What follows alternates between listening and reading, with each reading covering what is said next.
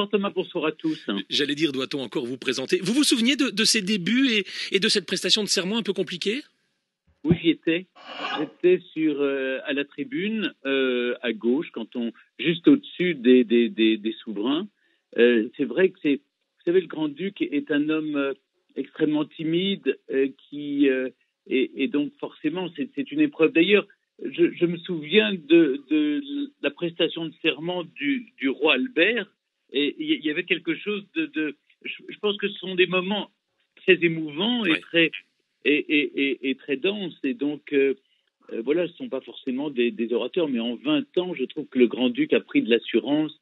Il a réalisé et accompli son rôle avec toute la mesure, et en même temps en y mettant sa personnalité, parce qu'il faut bien reconnaître, Thomas, que la monarchie luxembourgeoise a évolué en 20 ans. Autrefois, le grand-duc Jean et la grande-duchesse Joséphine Charlotte ne se mêlaient de rien.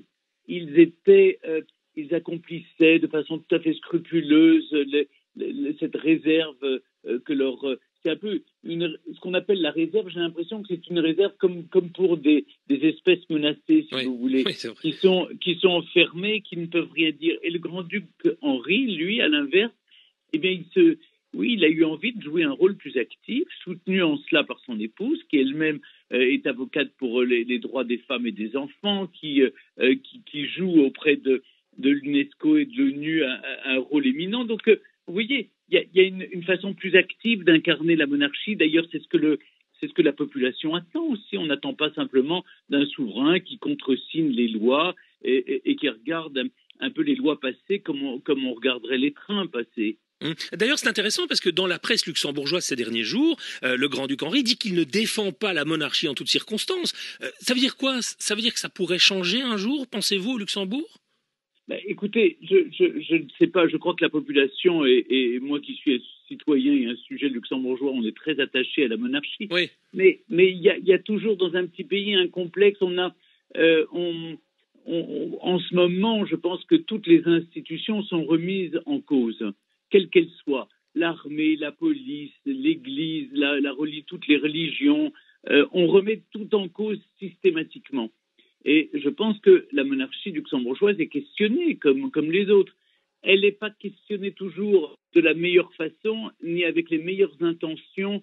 Je crois qu'il y a parfois des intentions malveillantes. À savoir, vous savez, dans un petit pays, le pouvoir politique a toujours envie de se hisser plus haut et surtout d'être plus regardé que ceux qui portent le nom du pays, si vous voyez ce que je veux dire. Oui. C'est-à-dire qu'un ministre luxembourgeois sera toujours moins connu que le grand-duc ou la grande-duchesse quand ils voyageront à l'étranger. Et donc il y a une forme de jalousie, mais il y a déjà eu ça avec tous les premiers ministres ont connu ça. Je me souviens de Gaston Thorn, je me souviens de Pierre Werner et de tant d'autres, et de Juncker, par exemple, qui parfois se prenait pour le grand-duc.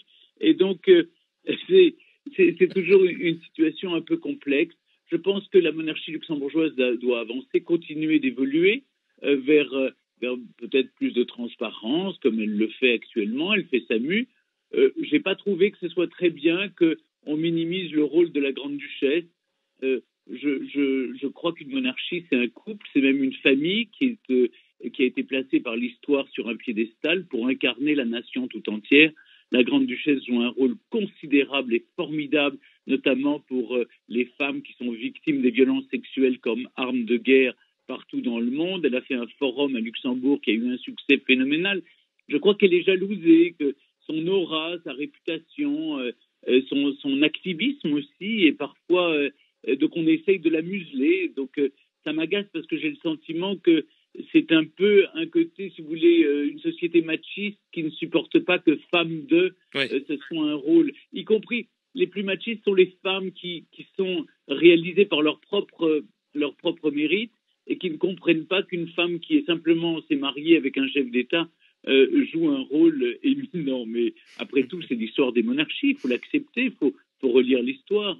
Oui, c'est vrai. Et puis on le constate, la relève est prête avec Guillaume et Stéphanie. Merci beaucoup Stéphane Bern de nous avoir parlé de votre Grand-Duché, car on sait à quel point vous êtes attaché à cette famille, par votre histoire familiale également. Absolument. Et si on veut leur passer dessus, il faudra me trouer la peau d'abord. Oui, exactement. Je vous préviens, Thomas. On passera encore par vous pour les interviews.